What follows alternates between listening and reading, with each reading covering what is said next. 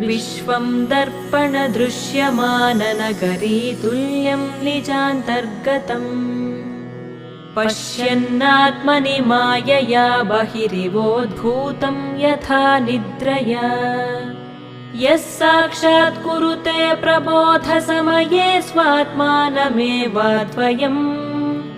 तस्मै श्रीगुरुमूर्तये नमः इदं श्रीदक्षिणामूर्तये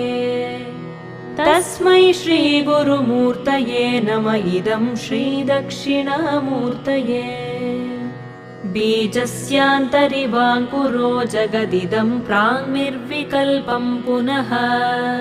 मायाकल्पितदेशकालकलना वैचित्र्यचित्रीकृतम् मायावीव विजृम्भयत्यपि महायोगी वयस्वेच्छया तस्मै श्रीगुरु